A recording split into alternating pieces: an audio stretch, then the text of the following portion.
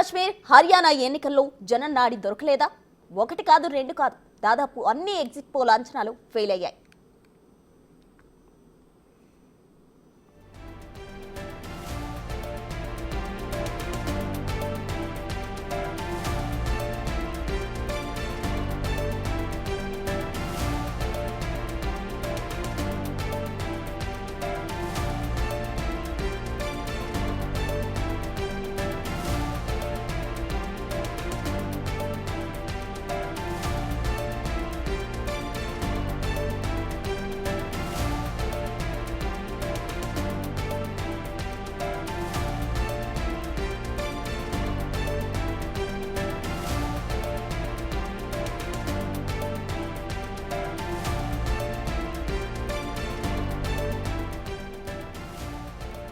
జమ్మూ కాశ్మీర్లో hung assembly ఏర్పడుతుందని అందరూ చెప్పారు. కానీ నేషనల్ కాన్ఫరెన్స్ కాంగ్రెస్ కూటమి ఫుల్ మెజారిటీ సాధించింది. హర్యానాలో కమలాన్ని కాంగ్రెస్ బీట్ చేస్తుందని చెప్పారు. అక్కడ సీన్ రివర్స్ అయింది. థ్రిల్లర్ ను తార్పించేలా ఫలితాలు వెలువడ్డాయి. తొలుత కాంగ్రెస్ లీడ్లో ఉన్నప్పటికీ నెమ్మదిగా బీజేపీ ఫామ్ లోకి వచ్చింది. ఏకపక్ష విజయాన్ని అందుకుని హ్యాట్రిక్ సాధించింది.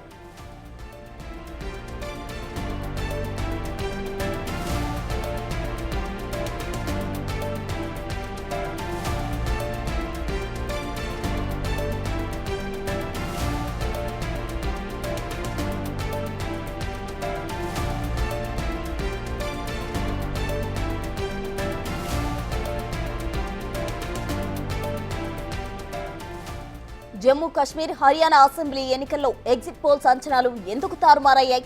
సర్వేలకు కాలం చెల్లుతోందా? ఒక్కటంటే ఒక్క సంస్థ సర్వే కూడా ఎందుకు వాస్తవానికి దగ్గరగా లేదు? ఇదే ఇప్పుడు చర్చగా మారింది.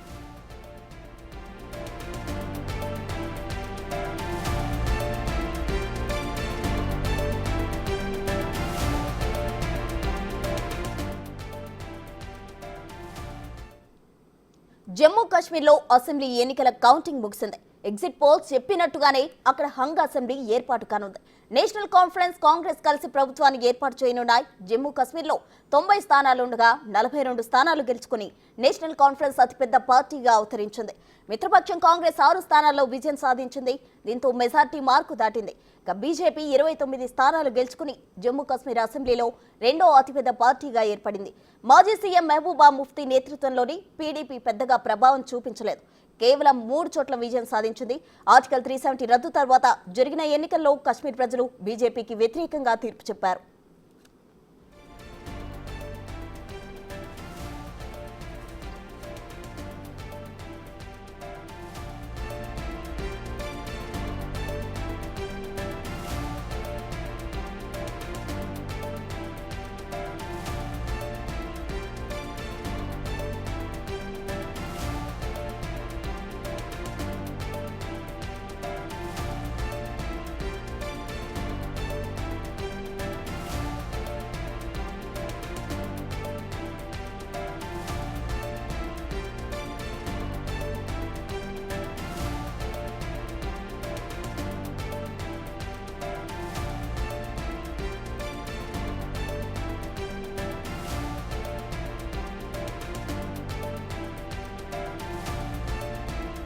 జమ్మూ కాశ్మీర్లో అసెంబ్లీ ఎన్నికల కౌంటింగ్ ముగిసింది. దీనికి సంబంధించి మరిన్ని వివరాలు అందించడానికి మా అసోసియేట్ ఇన్పుట్ ఎడిటర్ గణేష్ సిద్ధంగా ఉన్నారు. గణేష్,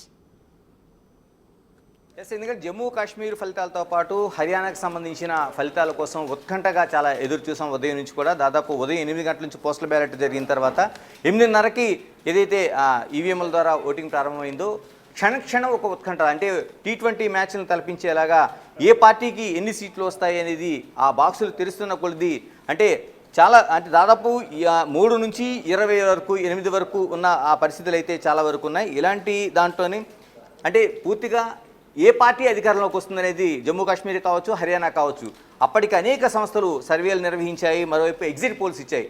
ప్రజలందరూ కూడా ఆ అంచనాల్ని ఏ విధంగా చూడాల్సిన అవసరం ఉంది అనేది ఒక ఉత్కంఠగా ఎదురు చూశారు. ఎందుకంటే దీనికి ఈ సర్వేల ఫలితంగా అనేక పార్టీలు అంచనాలు వేసుకున్నాయి. తాము ఎప్పుడు ప్రమాణ స్వీకారం చేయాలి, ఎవరెవరితో తాము పొత్తులు పెట్టుకోవాలని. మరోవైపు ఏదైతే సర్వేలు ప్రారంభం చూసుకున్న తర్వాత కౌంటింగ్ స్టార్ట్ అయిన వెంటనే అనేక పార్టీలు సంబరాలు చేసుకున్నాయి, కొన్ని దిగాలు పడ్డాయి. కానీ వీటన్నిటిని తలకిందులు చేస్తూ ఆ రిజల్ట్ అనేది వచ్చింది. ఇంతకీ ఈ సర్వేలు ఏ విధంగా జరుగుతున్నాయి, మరోవైపు ఎగ్జిట్ పోల్స్ వల్ల ఎందుకు ఇంత విశ్వసనీయత కోల్పోతున్నాయి, నిజంగా ఎగ్జిట్ పోల్స్ అనేవి అంత విశ్వసనీయత చేస్తున్నారా, లేకపోతే నామకే వాస్తేలాగా జరుగుతున్నాయి, ఎందుకు ఈ వైఫల్యం జరుగుతుంది? ఈ రోజు జరిగిన హర్యానా కావచ్చు, జమ్మూ కాశ్మీర్ కావచ్చు, ఈ ఫలితాలు చూసిన తర్వాత ప్రతి ఒక్కరికి ఇదే డౌట్ కనిపిస్తుంది. మరోవైపు మనకి కేకే అంటే కొండేటి కిరణ్ గత ఎన్నికల్లో, ఆంధ్రప్రదేశ్ ఎన్నికల్లోన ఆయన మక్కిగా ఎన్ని సీట్లు వస్తాయనేది తెలుగుదేశంకి మరోవైపు కూటమికి సంబంధించిన ఎగ్జాక్ట్ ఫిగర్ ఇవ్వడంతో పూర్తిగా అతనిపైన విశ్వాసం ఏర్పడింది. అనేక మంది ఆయన సర్వేలని విశ్వసనీయత తీసుకొచ్చారు. మరి ఈ రోజున జమ్మూ కాశ్మీర్ కావచ్చు, హర్యానా కావచ్చు, ఇందులోన అనేక సర్వే సంస్థలతో పాటు ఈ ఫెయిల్యూర్స్ ఎందుకు వచ్చాయి, ఏ విధంగా జరుగుతున్నాయి అనేది మనం తెలుసుకుందాం. మనతో కేకే ఉన్నారు, కేకే జాయిన్ అవుతున్నారు. కిరణ్ గారు నమస్తే. కిరణ్ గారు, నా వాయిస్ వినిపిస్తుందా మీకు? వినిపిస్తుందండి, వినిపిస్తుంది. వినిపిస్తుందండి. ఎస్, హలో కిరణ్ గారు, నా వాయిస్ వినిపిస్తుందా? వినిపిస్తుందండి. కేకే గారు, ఫస్ట్ మనం మాట్లాడుకోవాల్సింది జమ్మూ కాశ్మీర్ ఎన్నికలు సంబంధించి, మరోవైపు హర్యానాకి సంబంధించి ఎన్నికలకు సంబంధించి. ఎందుకు అంటే అనేక సంస్థలు, అంటే ఒకటి కాదు రెండు కాదు, దాదాపుగా 10కి పైగా సంస్థలు మనకి ఈ ఎన్నికలు సర్వే కావచ్చు, లేకపోతే ఎగ్జిట్ పోల్స్ సర్వే కావచ్చు అందించాయి. ఇందులో పీపుల్స్ పల్స్ కావచ్చు, దైనిక్ భాస్కర్ కావచ్చు, తర్వాత ధ్రువ్ కావచ్చు, మరోవైపు పీమార్క్ కావచ్చు, ఎన్డీటీవీ, సిఎన్ఎన్, రిపబ్లిక్, మరోవైపు జస్ట్ ఐటీఎఫ్ కావచ్చు.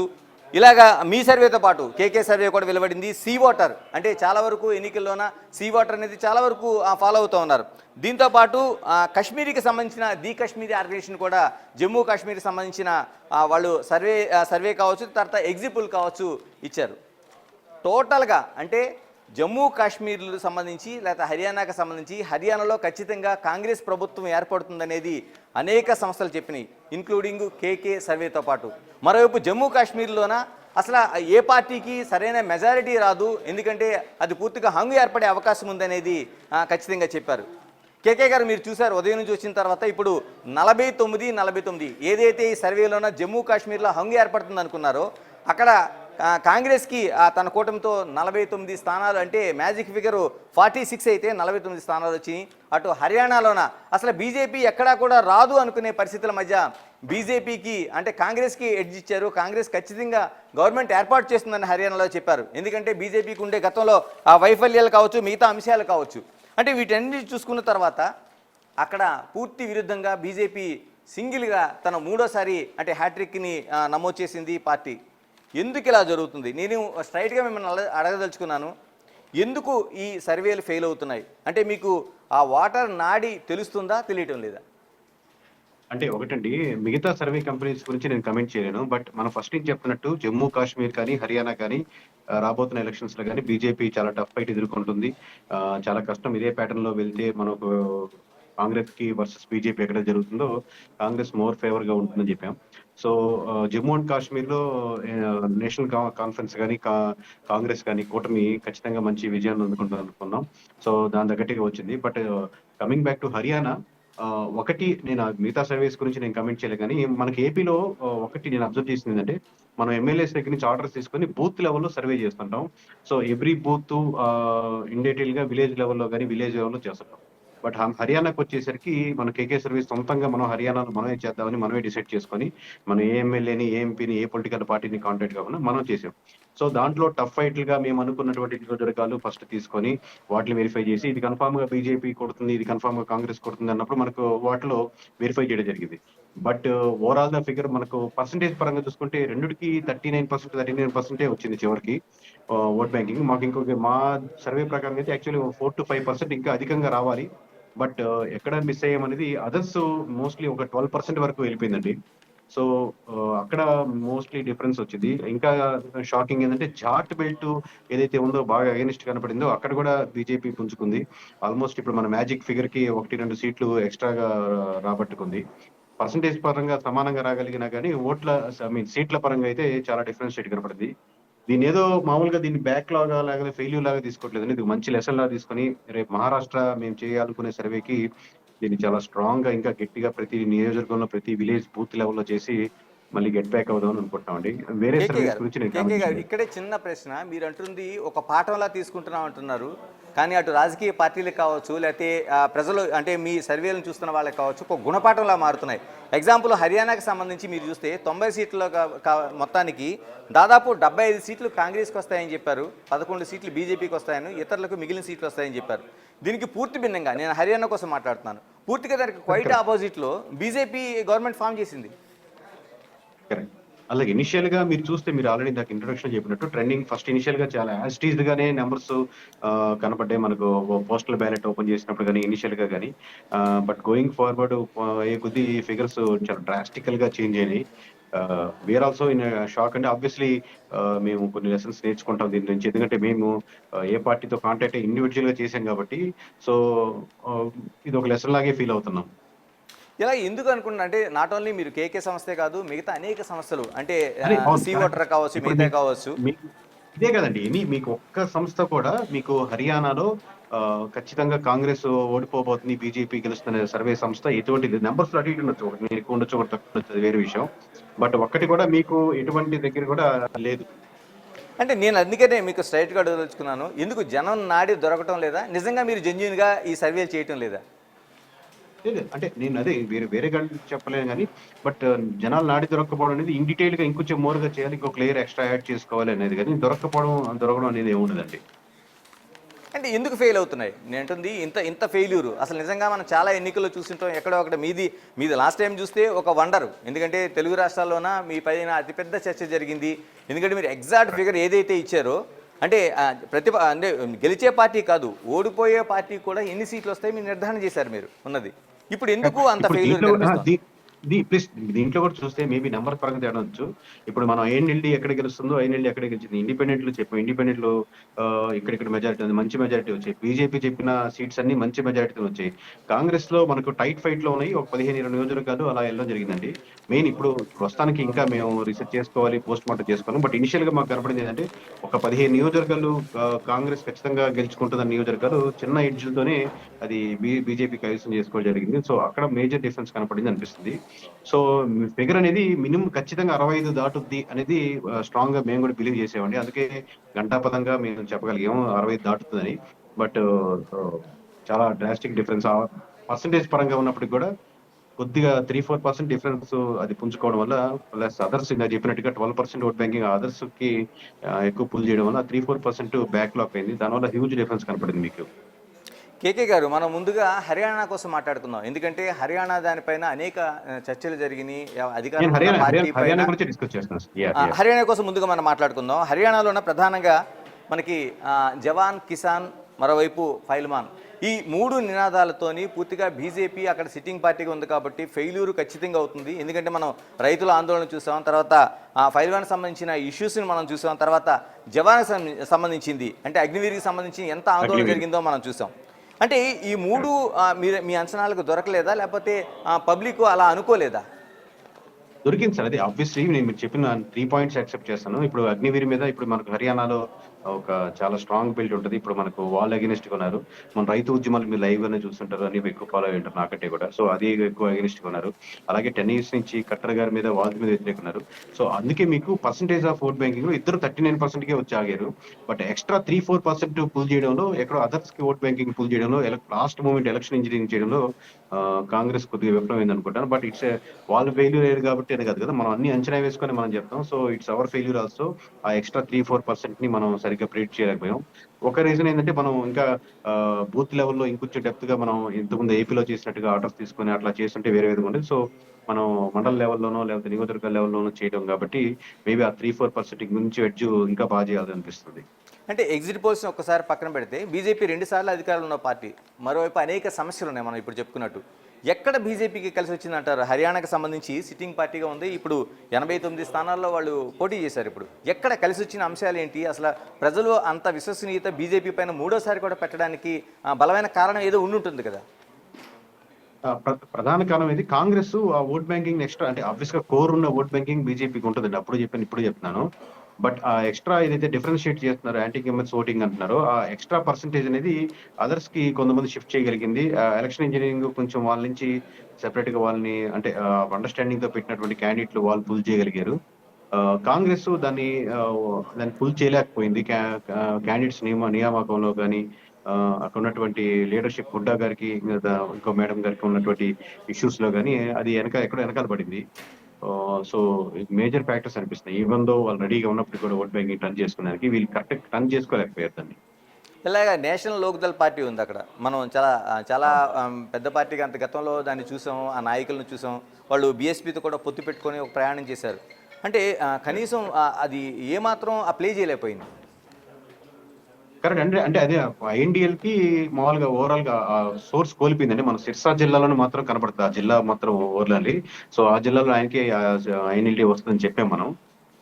ఆ సీట్ వచ్చింది. ప్లస్ మిగతా చోట్ల ఎక్కడ ప్రభావం ఉండదని చెప్పాం. జేజేపీ కానీ, ఆమ్ ఆద్మీ పార్టీ కానీ యాస్టీస్ గా జరిగాయి. ఓవరాల్ గా ప్యాటర్న్ వైజ్ గా, ఓట్ బ్యాంకింగ్ వైజ్ గా, సీట్ల వైజ్ గా ఆల్మోస్ట్ మనం చెప్పింది 99% ఉందండి. బట్ ఎక్స్ట్రా 4% తో ఆ 15-20 సీట్లు పూజ చేయగలిగింది. దాన్ని కరెక్ట్ గా ఎలక్షన్ ఇంజనీరింగ్ చేయగలిగింది.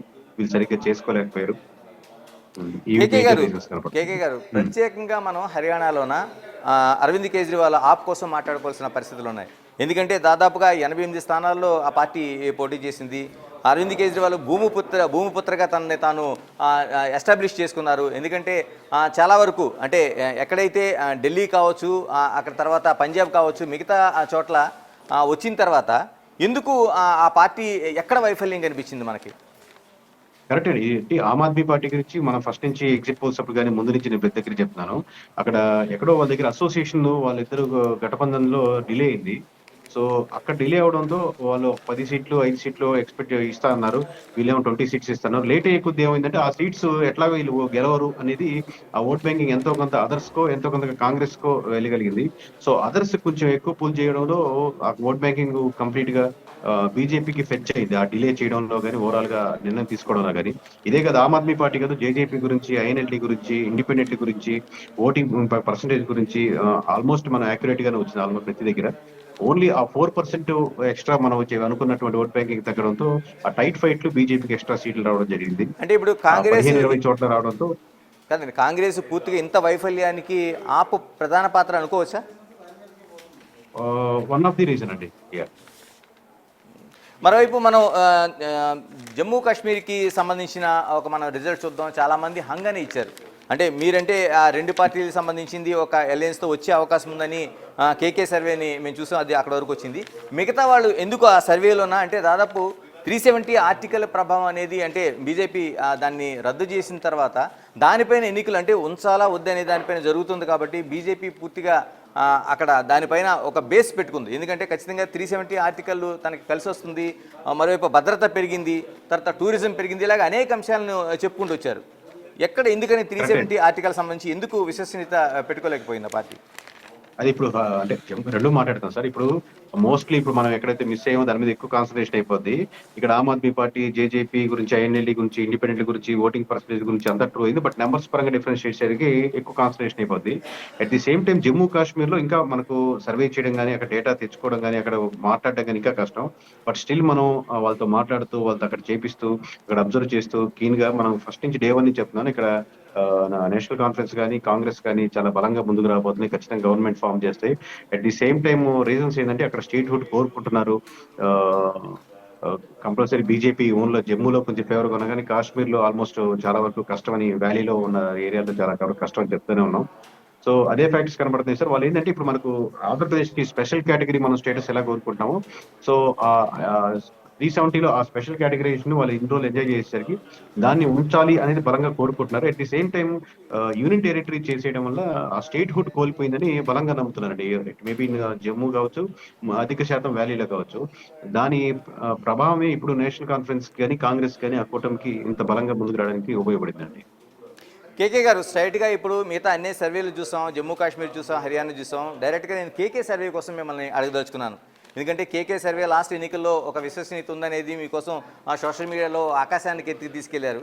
కానీ ఈ ఎన్నికలకు సంబంధించింది హర్యానాకి ప్రత్యేకంగా ఇన్ని చూస్తే కేకే సర్వే అట్రప్లాప్ అయిందనేది అనుకోవచ్చా? ఎందుకంటే నిజంగానే కేకే సర్వే బొక్కబొర్ల పడింది.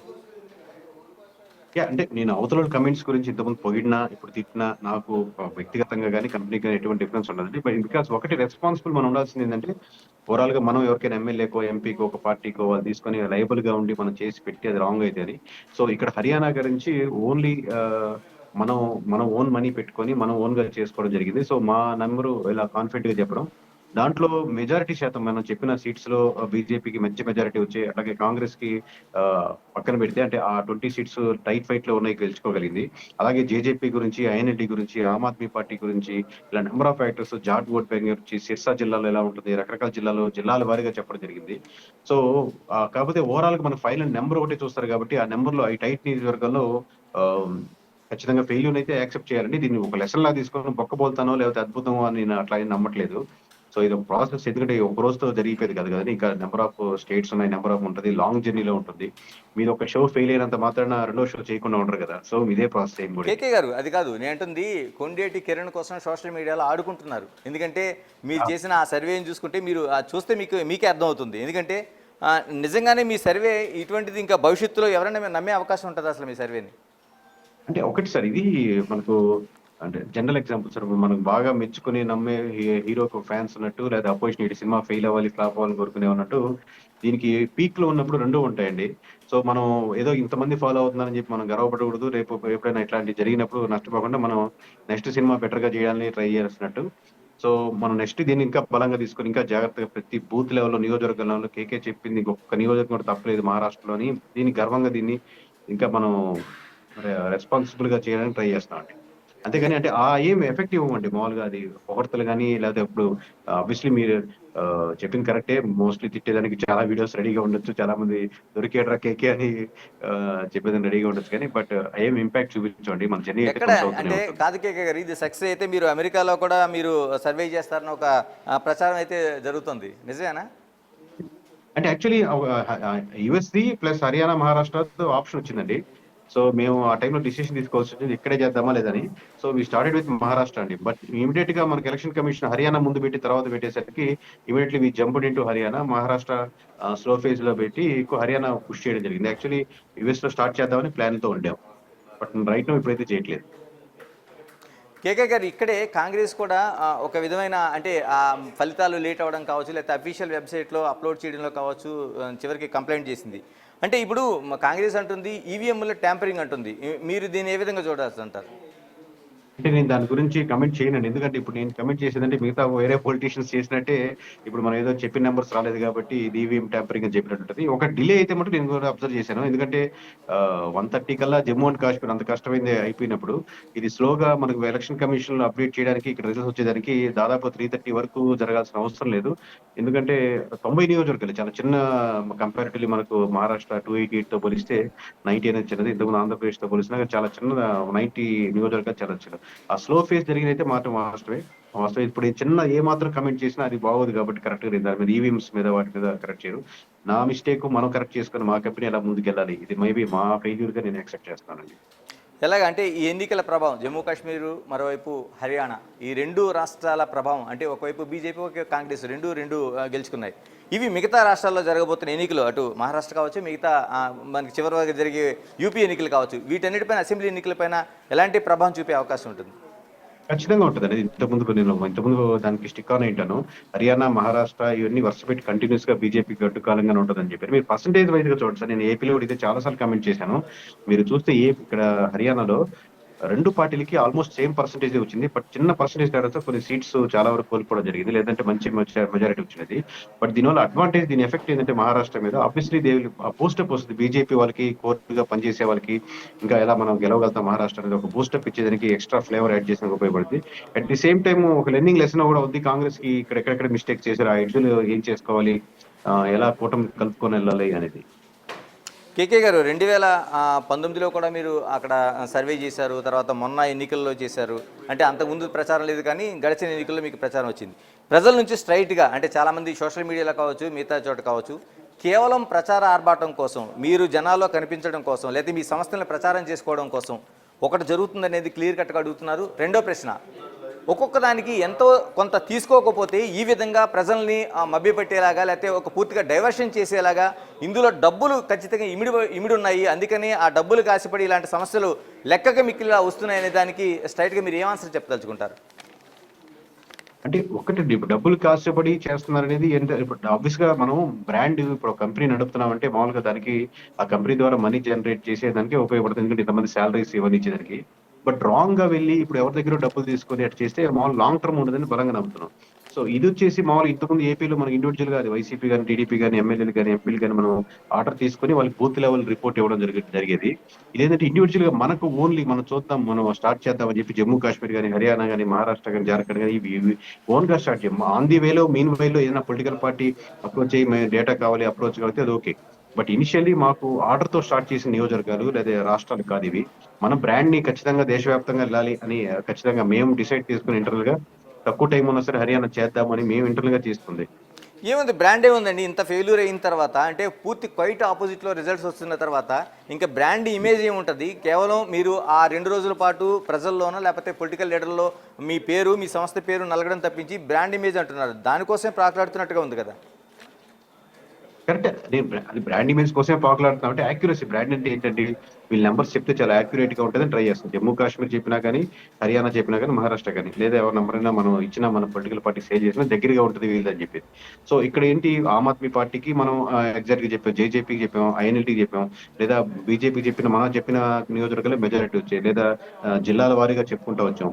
మేము చెప్పిన ఎడ్జిల్లో ఎక్కడైతే మిస్ అయ్యిందో అవి కరెక్ట్ చేసుకోవాలి, ఎందుకంటే డీప్ రూట్స్ లో ఇంకొంచెం బెటర్ గా చేయాలని చెప్పాను. ఆల్రెడీ నేను ఫస్ట్ స్టేట్మెంట్ ఇది నా మిస్టేక్ కాదు, ఏదేదో వేరే వాళ్ళు అని చెప్పి సాకులు కారణాలు చెప్పలేదు కదండి. వీళ్ళు బెటర్ గా వస్తాం. మహారాష్ట్రలో మీరు చూడండి, we'll get back very strongly. కాదు కేకే గారు, అంటే అయితే అయినట్టు లేకపోతే లేనట్టు. ఎందుకంటే ఉదాహరణకి ఒక వార్తా సంస్థ కానీ లేకపోతే ఎలక్ట్రానిక్ మీడియా కానీ నడపాలంటే ఒక స్టేట్ కావచ్చు, అందులో కొన్ని వందల మంది రిపోర్టర్లు ఉంటారు, చిన్న చిన్న వ్యవస్థల నుంచి నడుపుతాయి. అంత పెద్ద వ్యవస్థ ఉంటే తప్ప అక్కడ నుంచి ఒక కమ్యూనికేషన్ రావడం కానీ, ఒక జడ్జిమెంట్ చేయడం కానీ, లేకపోతే ఆ వార్తా శాఖ అంటే దాన్ని ఎనాలిసిస్ చేయడం కానీ అవ్వదు. అటువంటిది కేకే లాంటి వాళ్ళు, అంటే మిగతా నాట్ ఓన్లీ మిగతా వాళ్ళు కూడా ఒకరిద్దరు పర్సన్స్తో పాటు ఉండి ఎలా చేయగలుగుతారు? అసలు ఇది సాధ్యమేనా? సాధ్యమేనండి. అంటే మీకు ఓవరాల్ గా ఎక్స్పీరియన్స్ వస్తే ఇప్పుడు మామూలుగా మీ తోటి వాళ్ళకి మాట్లాడడం రాకపోతే ఆయన ఎలా భలే మాట్లాడుతున్నారు అనిపించినట్టు మీరు దాంట్లో ఎలా ప్రొఫెషనల్ ఉంటారు. దీంట్లో కూడా ఆబ్వియస్ గా సరే మనకు లిమిటెడ్ బడ్జెట్ మనం ఎంతైతే అనుకున్నాం అనుకోండి, దాంట్లో సర్వేస్ ని పెట్టుకుంటాం, అలాగే ఐవీఆర్ కాలింగ్ చేస్తాం, టెలిఫోనిక్ చేపిస్తాం. ప్రతి నియోజకవర్గంలో కుదిరినంత మంది స్లీపర్ సెల్స్ కి మనీ ఇచ్చో లేదా మన పర్సనల్ రిలేషన్స్ మీద మనం తిరుగుతున్నప్పుడు మాట్లాడుతాం. నేను 15 రోజులు ప్రతి నియోజకవర్గం టైట్ ఫైట్ అనుకున్న నియోజకవర్గం తిరిగాం, అక్కడ కొంచెం స్పెండ్ చేస్తాం. అలాగే మన ఆఫీస్ లో హైదరాబాద్ లో కూర్చున్న డేటా సైన్స్ మీద ప్రతి స్టేట్ మీద డేటా అనలైజ్ చేస్తుంటది. సో మన బడ్జెట్ అనేది మనం ఏ ప్యాటర్న్ లో ఎంత వరకు చేస్తామని ఆధారపడుతుంది, కానీ ఎక్కువ బడ్జెట్ పెడితే ఎక్కువ బాగా వస్తుంది, యాక్యురసీ పెరిగిపోతున్నది లేదండి. మన ప్రాసెస్ కరెక్ట్ గా ఉండాలి డీప్ రూట్స్ వరకు. హర్యానా, జమ్మూ కాశ్మీర్ ఫలితాల తర్వాత వచ్చే ఎన్నికలకి నిజంగా జనాలు మిమ్మల్ని నమ్మే పరిస్థితి ఉందా? హర్యానా కొన్ని నియోజకవర్గాల్లో మిస్ అయ్యే మాట వాస్తవమే. అలాగే జమ్మూ కాశ్మీర్ ఆల్మోస్ట్ దగ్గరికి వచ్చాం. బట్ మీకు మహారాష్ట్ర చూస్తే ఇంకొంచెం మోరుగా తీసుకుంటాం. నమ్ముతారు నమ్మరు అనేది మన ప్రాసెస్ లో తెలుస్తుంది. ఇది ఒక లాంగ్ జర్నీ చెప్పాను కదండి. ఇది మనం మంచి సెట్ బ్యాక్ లాగా మనకి ఎక్స్పీరియన్స్ లాగా తీసుకొని ఇంకొంచెం గెట్ తీసుకుని నమ్ముతారా నమ్మలేదని నమ్మండి అని చెప్పి లేదా నమ్మొద్దు అనేది చెప్పుకునే తత్వం కదండి. మన రిజల్ట్స్ మాట్లాడాలి, గోయింగ్ ఫార్వర్డ్ అది తెలుస్తుంది. అంటే ఇప్పుడు ఇంత ఫెయిల్యూర్ తర్వాత నాన్న పులి కథ మనకి గుర్తొస్తుంది. ఎందుకంటే ఇన్నిసార్లు చెప్పిన తర్వాత జనాలు ఎందుకు నమ్ముతారు? అసలు నమ్మే అవకాశం లేదు కదా. దట్స్ దేర్ విష్ అండి. మన పని మనం చేసుకుంటూ పోవడమేనండి. అంటే జనాలు దానిపైన విశ్వసనీయతను ఉంచాల్సిన అవసరం లేదు. అంటే అదే ఇప్పుడు నేను పొగడ్తలు కూడా అదే అన్నాను, వాళ్ళ ఇష్టం, మన పని అయితే మనం చేసుకుంటూ పోతాం. ఎవరైనా కమెంట్లు కానీ ఇంతకుముందు వైఎస్ఆర్సీపీ గారు గెలుస్తుంది 2019 లో అని గట్టిగా చెప్పినప్పుడు టీడీపీకి అమ్ముడు పోయాడు అది ఇదని నెగిటివ్ కమెంట్లు వచ్చి పాజిటివ్ ఉండేది. అలాగే మన టీడీపీకి చెప్పినప్పుడు కూడా వైఎస్ఆర్సీపీ టీడీపీకి అమ్ముడు పోయారు చెప్పి నెగిటివ్ కమెంట్లోనే పాజిటివ్ పోయింది. ఇప్పుడు మిస్ అయింది చూసేవా, కేకే మిస్ అయ్యారని చెప్పి ఉంటారు, లేదా తను గెట్ బ్యాక్ అవుతారు, మళ్ళీ ఏదో మిస్ అయింది హర్యానా అనుకునే వాళ్ళు ఉంటారు. సో ప్రతిదానికి మనం సమాధానం చెప్పుకుంటూ కింద చూడకుండా అంటే మనం మన వర్క్ మీద కాన్సన్ట్రేట్ చేసుకుని ఇంకెక్కడైనా మిస్టేక్ చేసామో కరెక్ట్ చేసుకుంటూ ముందుకు వెళ్ళాలని అనుకుంటున్నాం. చివరిగా చెప్పండి కేకే గారు, మీతో పాటు మిగతా అనేక సంస్థలు ఈ సర్వేలు నిర్వహించడానికి ఎక్కడి నుంచి క్యాపిటల్ని మీరు సమకూర్చుకుంటారు? మీ వెనకుండి ఎవరైనా పెట్టుబడులు పెడతారా, లేకపోతే మీరే సమకూర్చుకుంటారా? రిటర్న్స్ ఏ విధంగా వస్తాయి? అసలు ఇందులో ఒక అంతుపట్టని మనకు ఒక పదార్థం కనిపిస్తూ ఉంటుంది. అలాగే సార్, మామూలు అంతుపట్టింది లేదు. ఇప్పుడు మామూలుగా ఫర్ సపోజ్ బిగ్ టీవీ కేకే కలిసేసి మహారాష్ట్రలో చేద్దాం అనుకున్నాను. బిగ్ టీవీ అప్రోచ్ అయ్యింది. నెట్స్ నేను ఎగ్జాంపుల్ చెప్తాను. నియోజకవర్గానికి ఇంత అమౌంట్ అండి, మనం ఎంత అవుద్దంటే లేదండి ఇంట్లో మనం చేయగలుగుతారంటే 280 నియోజకవర్గాలకు మనం చేసి పెడదాం. దీన్ని మనం బిగ్ షోలా చేద్దాం, సెపరేట్ గా చేద్దాం. షో క్రియేట్ చేశారు అనుకోండి. అంటే ఎనీ నేషనల్ ఛానల్స్ తో వాళ్ళతో అసోసియేట్ చేసేవాళ్ళు. నెంబర్ 1. నెంబర్ 2, ఒక పొలిటికల్ పార్టీ వాళ్ళకి అసెస్మెంట్ కావాలి కదా. ఎనీ పొలిటికల్ పార్టీకి ఈ క్యాండిడేట్ కరెక్టా, ఈ క్యాండిడేట్ వద్దనుకునేవారు వాళ్ళ అసోసియేట్ ఇది ఖర్చు చేసి మాకు ఈ క్యాండిడేట్ అనుకుంటున్నాం, ఈ నలుగురులో ఎవరైతే కరెక్ట్ అనుకునేవాళ్ళు ఉంటారు. అలా స్ట్రాటజికల్ పార్ట్నర్ ముందుగా లాస్ట్ ఎలక్షన్ మూమెంట్ కాకుండా ముందుగానే ట్రావెల్ చేసేది ఉంటుంది. అలా కాకుండా మనం ఓన్ గా మనం రిస్క్ తీసుకొని మనం ఓన్ గా వర్క్ పెట్టి నెంబర్స్ మాత్రమే మనం పొలిటికల్ పార్టీస్ కో పర్సన్స్ కో ఛానల్స్ కో సేల్ చేసే ఉంటాయి. ఓవరాల్ గా ఈ రకరకాల ఛానల్స్ అండి ఇవన్నీ. రైట్ కేకే గారు, ఎందుకంటే సర్వేల పట్ల విశ్వసనీయత కోల్పోతూ ఉన్న పరిస్థితులు కనిపిస్తున్నాయి టోటల్గా. ఇదేమైనా మళ్ళీ మహారాష్ట్ర అంటున్నారు, మహారాష్ట్రలో కూడా మరోసారి ప్రజలు మోసపోతారా, లేకపోతే మీ సర్వేలన్నీ నిజంగా ఆ విధంగా వస్తాయని చూడాల్సి ఉంది. Thank you very much KKG. Right, ఇది టోటల్గా మనకు కనిపిస్తున్న సర్వేలు నిజంగా ఒక అసలు రంగులాడిది. అంటే అవితే అయింది అంటే మనకి వాతావరణ శాఖలో మనకి ఒక జోక్ కనిపిస్తుంటుంది. అంటే మబ్బులు పైన కనిపించేటప్పుడు వర్షం వస్తే వస్తుంది, లేకపోతే రాదు. ఈ విధంగా సర్వే సంస్థలన్నీ అయిపోయినాయి ఇప్పటివరకు.